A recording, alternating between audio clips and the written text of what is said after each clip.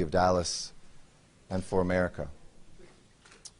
We're standing here today representing each one of us, communities, but most importantly, our common humanity, who we are and what moves us, as parents, as brothers and sisters, as people with titles, chief, mayor, commission president, superstars, whoever it is around us, we lose those titles for a moment to try to remind ourselves of the pain that we feel in the events that we've seen this week.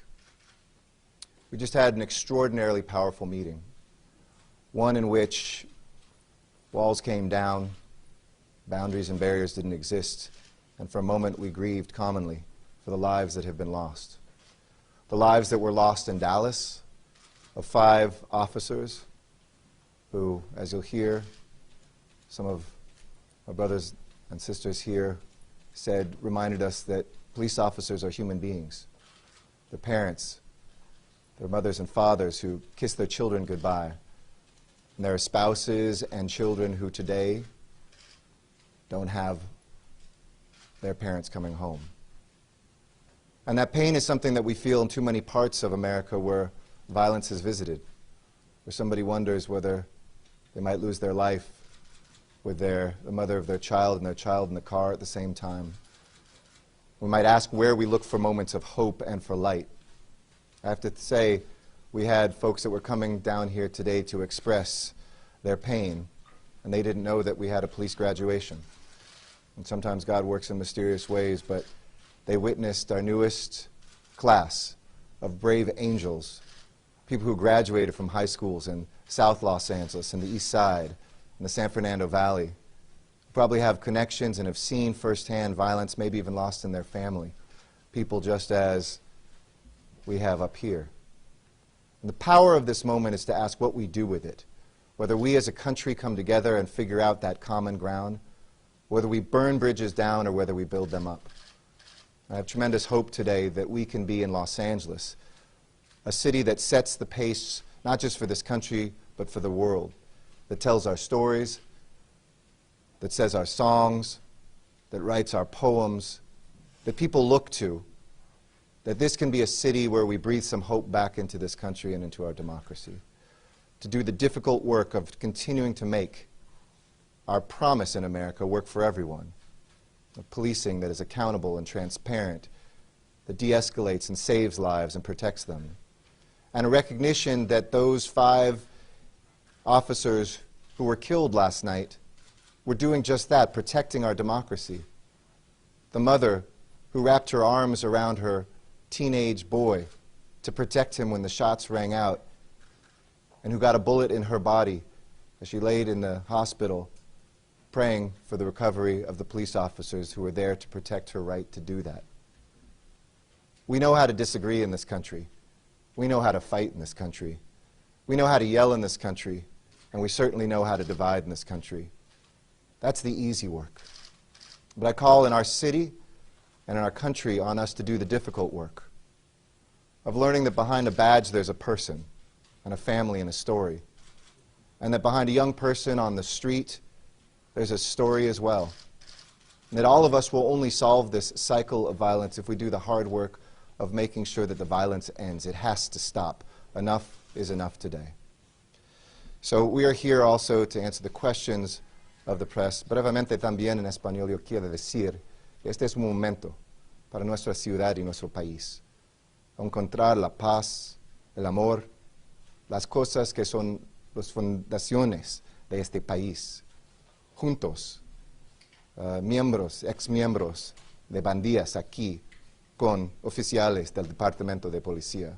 I just said in Spanish, we have people who themselves have been gang members standing next to police officers. Think about the power of that for a moment. That if we can, on the streets, say that peace and love is the only way forward, the lives that we can save, lives we will never quantify. Pero es tiempo a encontrar la humanidad de nuestro país y esta ciudad, una ciudad de Los Angeles. Let me turn over to Chief Beck to say a few things, and I'm going to open up to our friends to say a couple other things too. Chief Beck.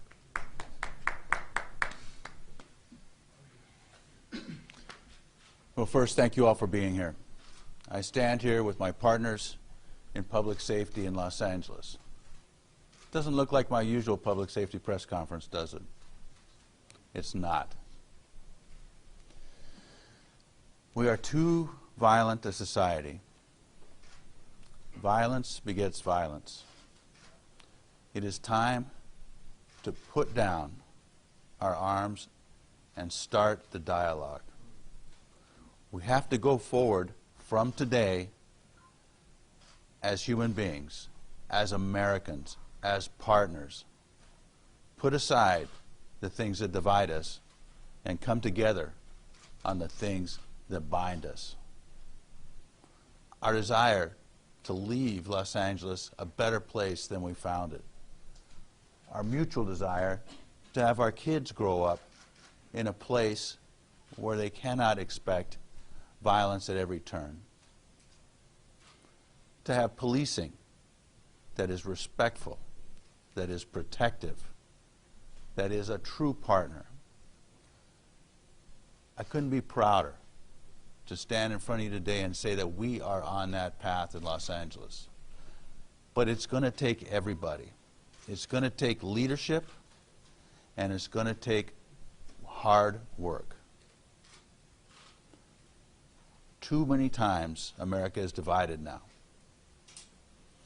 We have got to find the things that bind us. And that we can all find that in public safety and in making this a better place for our kids.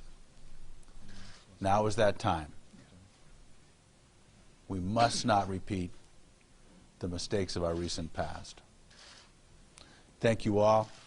I want to thank The Game and Snoop for coming down with the Nation of Islam to have a dialogue with Los Angeles Police Department and the mayor about keeping Los Angeles safe, about the fact that this is a great city, that we are making progress, but we will not get to where we need to be unless we do it holding hands and working together. All of us, every one of us. Thank you. Thank you, Chief.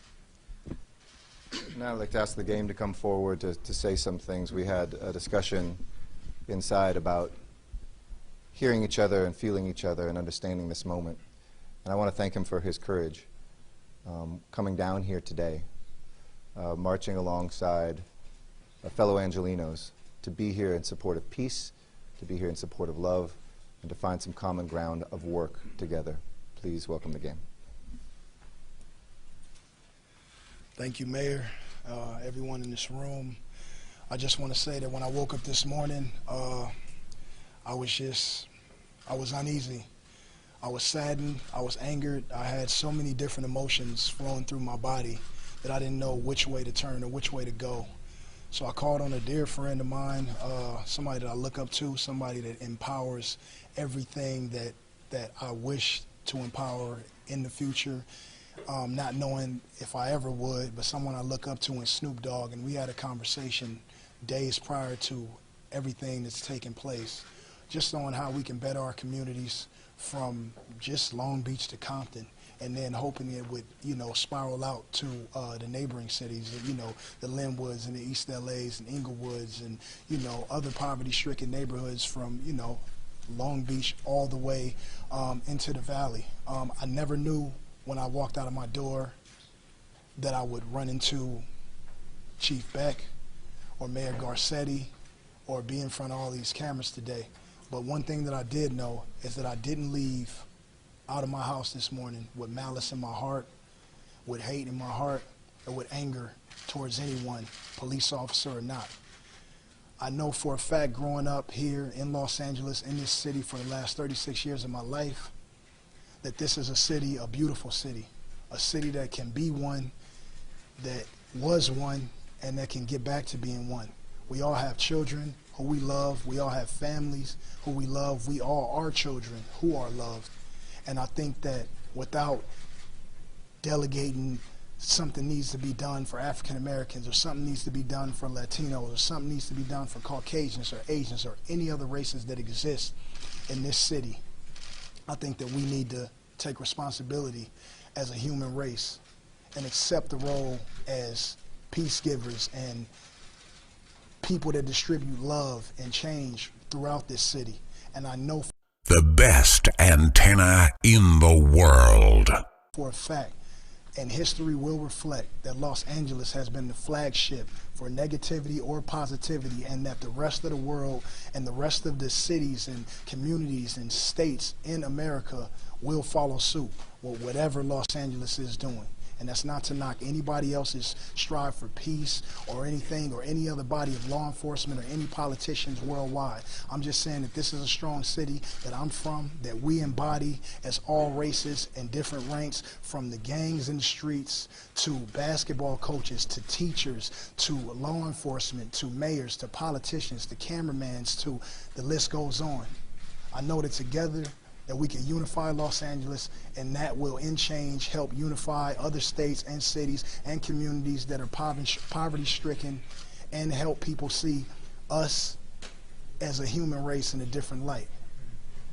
While I got all these cameras on me and I'm in a room full of people who are listening and who will go back to their respective media outlets and share this with the world, I want to tell everyone that has their eyes on me that I love you, no matter what race you're from, no matter where you come from, no matter what gang you're from or what police force you stand for, what badge you put on, what school you teach, whoever you are in the world, if you are a human being and you have ears and eyes to see, this is a day of change. Respect it, understand it, love it, embrace yourself for positivity. Snoop, you want to say that? Yes, sir. Snoop Dogg. First of all, I want to thank the mayor and the chief for allowing us to even come behind closed doors to hold a conversation with them. Our whole mission today was to move in peace and to show that LA can be unified, and not to bash the police, but to come up here and get some dialogue and some communication, because we're all angels, like he said. We all from Los Angeles, we all represent the same cause, and we all want to go home to our families. So today was the first step to many steps. We are here to report to the police force in Los Angeles and get some understanding and some communication. And we feel like this is a great start.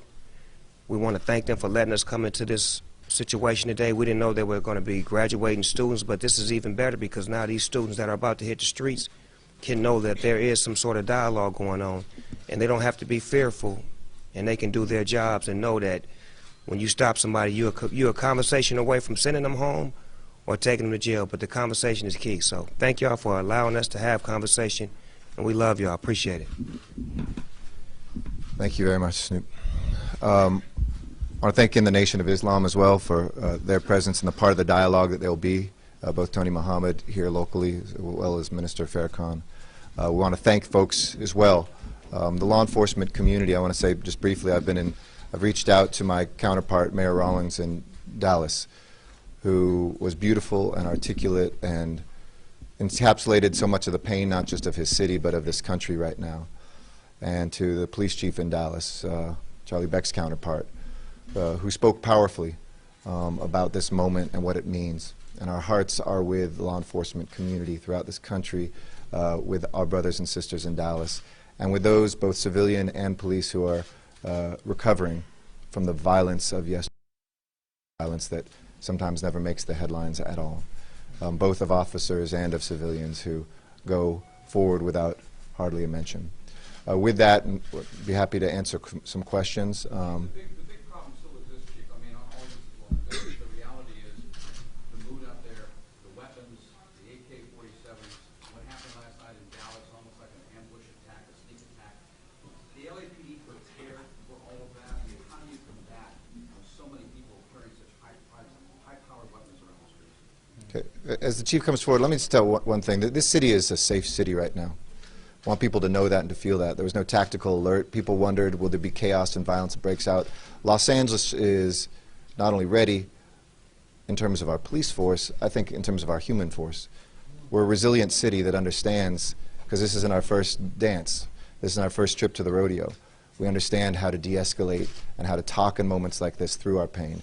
I'm happy to have the chief talk specifically about any preparations, but I don't want to play into that frame that suddenly violence is about to break out and don't worry, we're well armed and we're ready to deal with it. Of course, we have a professional police force that is well equipped, has the technology and the training we need, but this comes down to human decisions even more powerfully than that. But Chief, okay, go ahead. I'll come back. I'll say it in Spanish.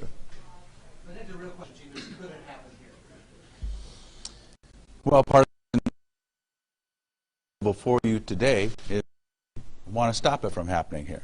That's exactly the point of this press conference, is to say that L.A. is not about violence, that the police department in L.A. is not about violence, that these entertainment moguls that stand with me here, who represent a huge swath of Los Angeles, are not about violence, and that we want to use our leadership positions, mine as police chief, the mayor is the mayor of the city of Los Angeles, to say that.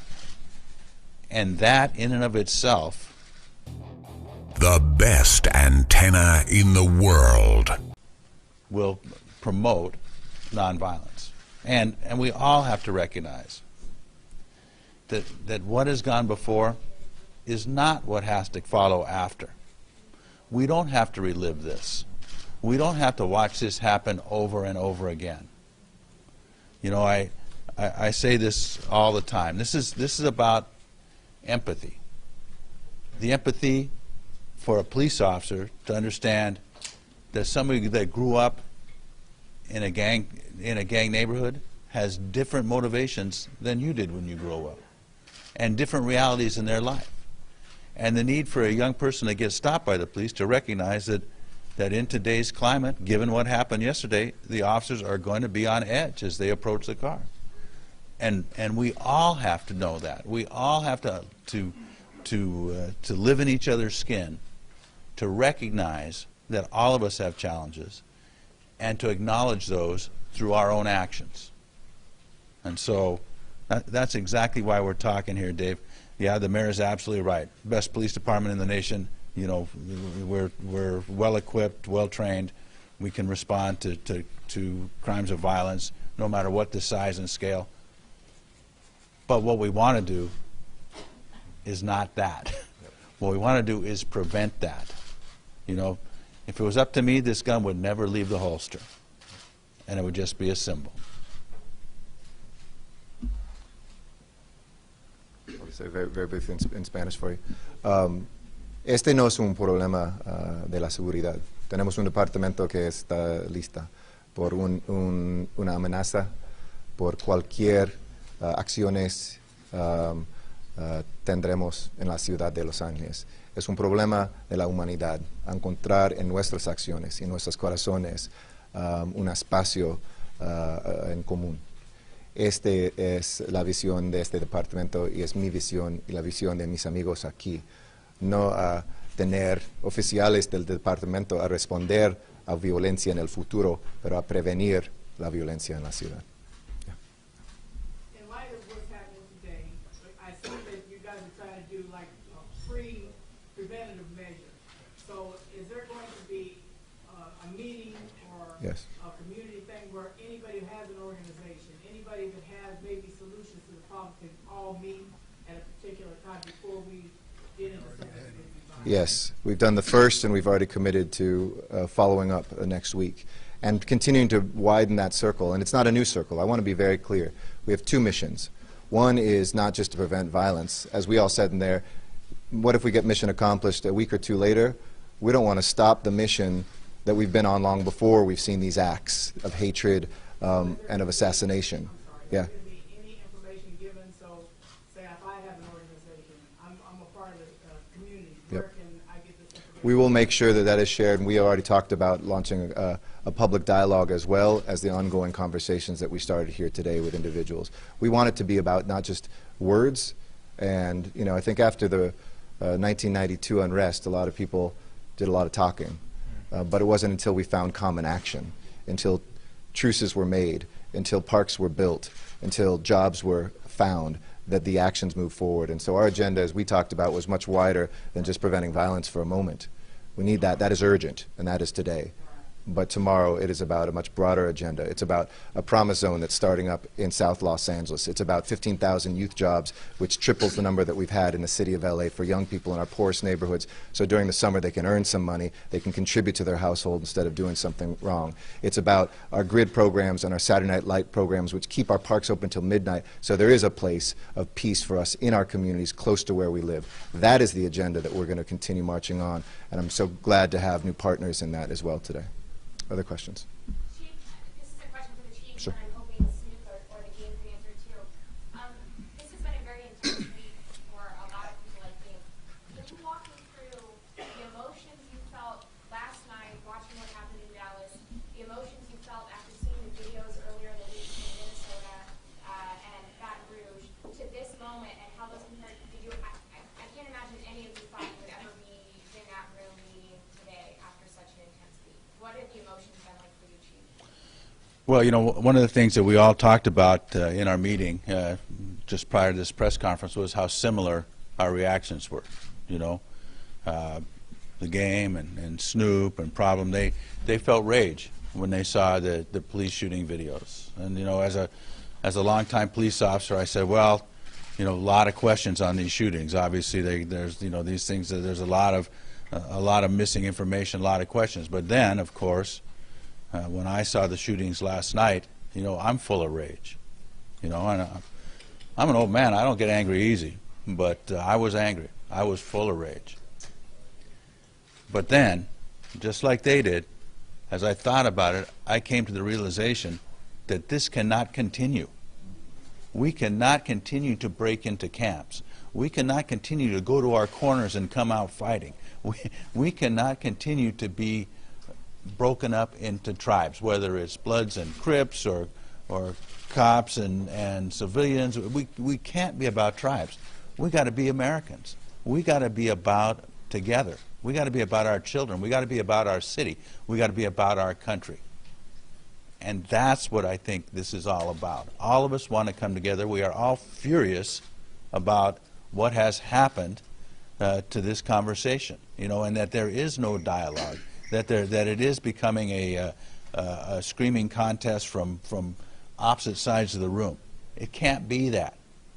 You know, this is the way to solve problems, is to sit down, to look them in the eye, and work it out. And that's what this group of men and women have committed to do, and that's what we are going to do. And we will broaden the circle, and we will bring more Angelinos in. But it's got to be about dialogue. It cannot be about screaming, shouting, and monopolizing. It has to be about sharing information, sharing pain, and moving forward together, not separate. Hold on. I take the question. Yeah, you want to go? Please address that question too. The emotions you felt after seeing the videos earlier this week, coupled with the emotions you feel today. Just given the order that the events took place in, hearing about what happened with Dalron and on the East Coast, and then hearing and watching what happened to Alton Sterling, and then the very next day seeing another video that was just of catastrophic proportion, I was torn. Number one, as an African American, because I am African American, not because it's African Americans against the world. It's because I embody who I am, and that hurt me. That really, really hurt me. And my son asked me, why would, police do that to a man? And I had to answer. And I had to answer in a way where he would still trust and he would still believe in the police force. And I did. And that was my job as a parent. And I was torn. And I could have answered the way that I felt, but I didn't, because that's my child. And I don't want him walking out here thinking that every police officer is out to get him, because I know that that's not true. Then, being as angry as I was, and I was angry, really angry, sitting on my couch, I couldn't rest, I couldn't sleep. Something was bothering me because I wanted to rage, I wanted to do something, but I know that that's not the right thing to do. So I battled with myself, and then out of nowhere on the news, 5 police are ambushed by Lord knows who and what, and they died, and others were injured. And I felt that pain as well, and I was saddened that that happened as a result of what took place earlier in the week, and I had to remove myself from my stance that I had on Monday and put myself into the shoes of a person who wasn't going to get that family member back at the end of the day. And I was saddened even more. And then I took those police uniforms off of those police officers that met an untimely demise last night, and I turned them into what they really are before they put them on. And those are human beings, like me and everyone standing here and everyone on the opposite side of this podium. And when I did that, I came to a realization that we are really, really destroying humanity as individuals. And if you would like to take responsibility as I am and the people who are here are, we're doing it as a whole. And if we don't stop, then one by one, our lives will dwindle away along with our families and our children's. So if you love your lives and you love your families as much as I love mine, try to think about mine as much as I think about yours. And let's try to save each other's lives before the world ends right before our eyes. And I know there's a lot of us, and there's billions of people out here, and it's hard to fathom that one day we could meet our end. But if we don't stop killing ourselves, for sure, it's going to come one day for all of us. If not us, our family. And when I say our family, I mean our families. While I think about mine, and let's think about each other's, and let's keep it going. Chief Beck, question. Will there be any groups that will not be allowed to, like Black Lives Matter, that will not be allowed to attend this dialogue? You know, anybody that is willing to dialogue can attend, but it has to be a dialogue, and a dialogue takes people talking to each other, not at each other. So anybody that's willing to have a conversation and then take positive action from that conversation, because this group is all about positive action. This group is not about placing blame. This group is about moving forward and not turning tomorrow into yesterday. How will they access this group? You know, we are going to give. That's to be determined. Yeah. This is very, very fresh from this meeting. We've just talked about it, but we'll make sure we share those details. Last question. Last question. Any practical, Last question. we haven't had any, heard anything about practical steps that you may be asking for to further secure your officers. Anything else you are willing to? Well, one of the, you know, first of all, I think that my officers are safe in the field. They are well equipped, well trained, well deployed, just like they are every other day. You know, I have ordered that captains, my area captains, go to every roll call to have a conversation with their police officers to talk about the things that we're talking about. That, you know, just as we don't want to be tainted by what happened in a faraway small town police department, you know, the Los Angeles Police Department doesn't want to be tainted by that. You shouldn't hold against anybody that you come in contact with something that happened 3 states away in Texas. You know, you can't have it both ways. You can't expect to be treated for what you are and for what you represent if you don't treat people for what they are. And so that's very important. And I'll also do a video that will go out to all the officers that will talk about the need for, you know, to treat people with respect. We demand respect. We demand that you treat people with respect. And that's all very important. You seem deeply affected by this, Chief. I've known you for a while. You seem very, very moved by this. Well, you know, it's a long time coming. You know, this national conversation about policing, I take very personally. You know, I have spent my entire life, adult life, being a Los Angeles police officer. And I spent the last 15 years trying to reform the Los Angeles Police Department. And, you know, and we've made great progress, especially under Mayor Garcetti and Commission President Johnson. We've made great progress. And to see all that be diminished by what's happening halfway across the country does anger me. And then the tragedy that has unfolded over this past week. You know, seeing yet again shootings that bring to the community focus policing, and then to see this unprecedented tragedy in Dallas, where an assassin, and that is all that person can be called, attacks people that are actually defending the First Amendment.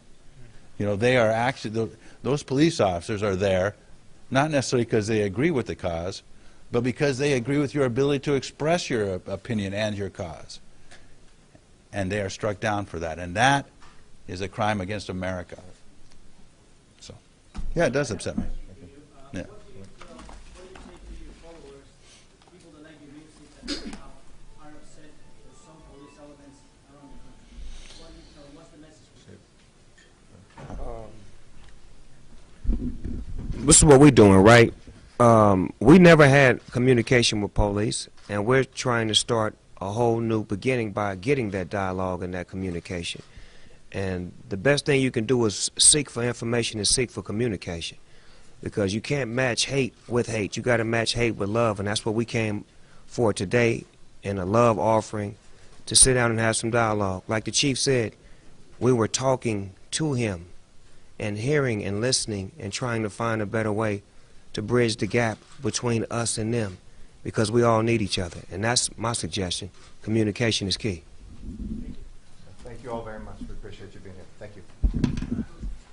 Thank you guys.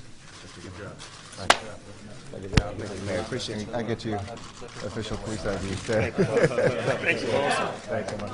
I appreciate it. I can't wait till Tuesday. Hopefully I get him. Oh, yeah, definitely. Love you, Chief. All right. No problem. Appreciate it. What's up, girl? No.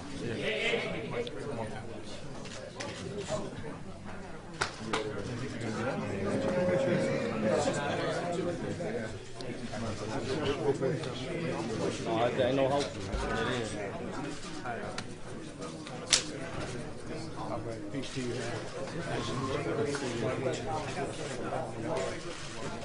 You're watching Live Satellite News.